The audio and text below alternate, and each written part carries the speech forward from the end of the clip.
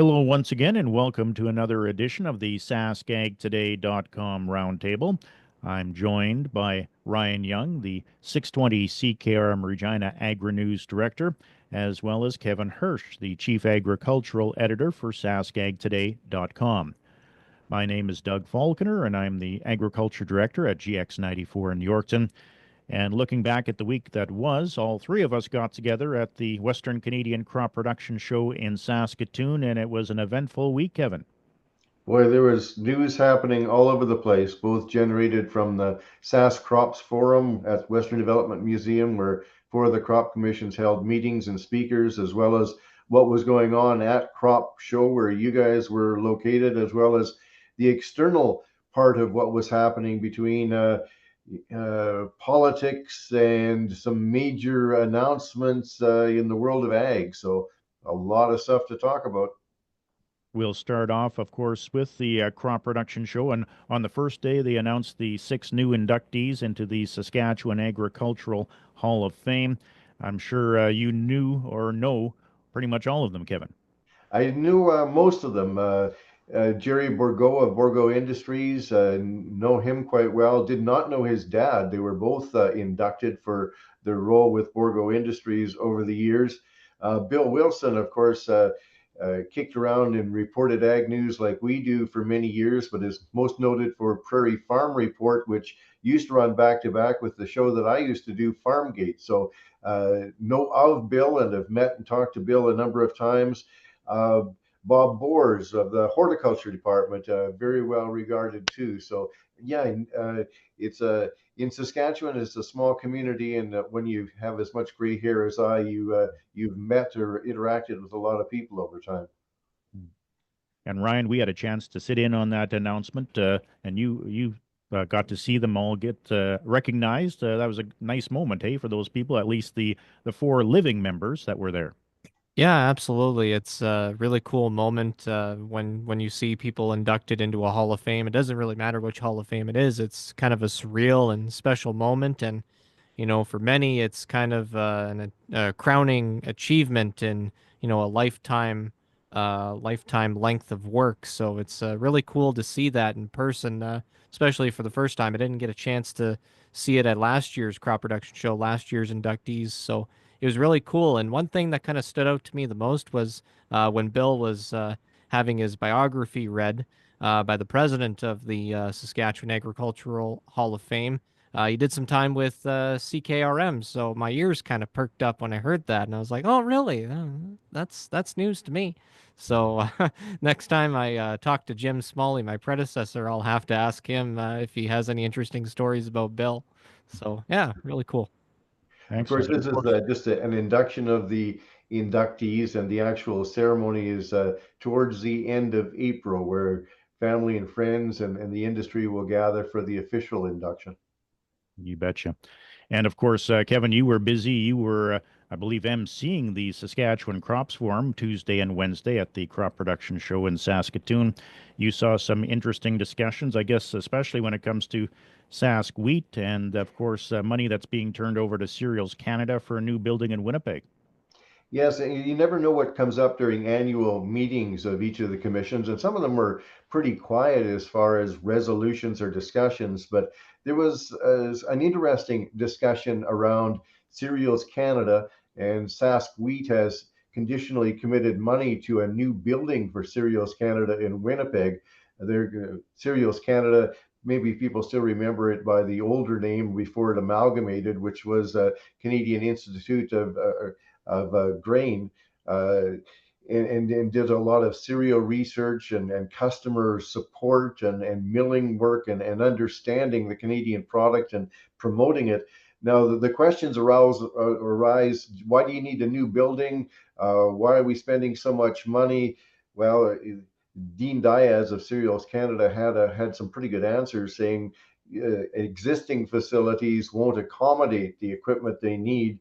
Even the concrete needs to be special for a facility of this nature. And he claimed that they haven't decided where it will be built. They haven't made a real estate decision. As well, the Sask Crops commitment is conditional upon funding being brought together from a whole bunch of sources, because this is an expensive project. And it does have a timeline, though, because the Cereals Canada has to move out of its existing facility in downtown Winnipeg. So it's something that's going to continue to be debated, but there have been those questioning the need for a new facility and the questioning of producer dollars towards it. So good to get that out in the open and have it discussed. I believe it was late Tuesday or early Wednesday that we all found out about the Bunge-Viterra merger plan, and that it was approved by the federal government that Bunge can purchase Viterra. And of course, they do have to divest of, I think it's 6 elevators in Saskatchewan and Manitoba. And Ryan, you were surprised at the timing of that announcement, I believe. Yeah, I was, considering the last time we kind of talked about it late last year. We didn't really know when it was supposed to finally close. They initially expected it to be mid 2024 because it was first announced in, I believe it was June of 2023 specifically, or somewhere right around in 2023. So, kind of interesting timing. I guess there was enough conditions there to approve the merger between the two companies. Obviously, you just mentioned the divestiture of some Bunge facilities in Saskatchewan and Manitoba, as well as some legally binding controls on uh, Bunge's minority ownership of G3, so they can't influence G3 on any investment or pricing decisions. And there's a whole host of other conditions as well before they completely merge. So if you want full details on the conditions of the merger, you can head over to saskagtoday.com for those. And Kevin, what are your thoughts on the merger? Well, I don't necessarily agree with all of the pundits. I know APAS has concerns, Saskatchewan NDP has concerns, Grain Growers of Canada voiced concerns, saying this will lead to a big decrease in competition. Doesn't really matter what I think, but for what it's worth, I think there's a great deal of competition in the grain industry. Margins are very thin. The grain elevator system is overbuilt. The West Coast has oodles of capacity. And I think the provisions put in by the Competition Bureau are reasonable. I know some people called for a divestiture of all G3 money within all Bunge money within G3. That didn't happen. They just sort of built a wall between the two, supposedly. But I don't see the loss of competition as being as serious as some of the organizations that have complained about the deal going ahead. And just to kind of add to that as well, some of the conditions too was Viterra keeps its head office in Regina for at least 5 years, and Bunge will invest at least $520 million in Western Canada for the next within the next 5 years as well.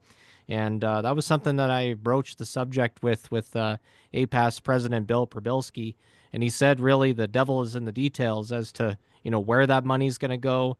Is it going to go, for example, to Viterra's canola crushing plant? Is it going to be allocated there? Is it going to be to other places? So it's definitely something to keep an eyeball on in the months and years ahead as to where it's going to go.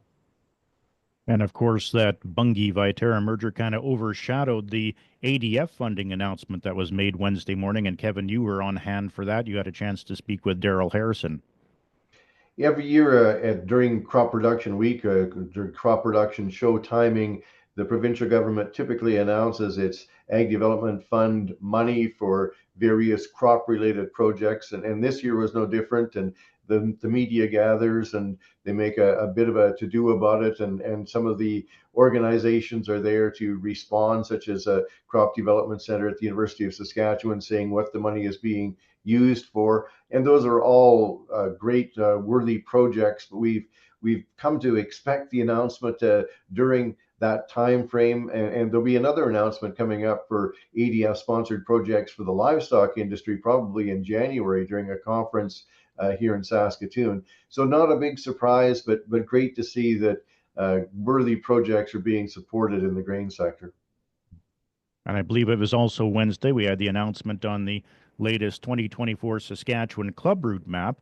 And although I think it was found in like 2 more fields, it wasn't in any new areas of the province. So that's good news.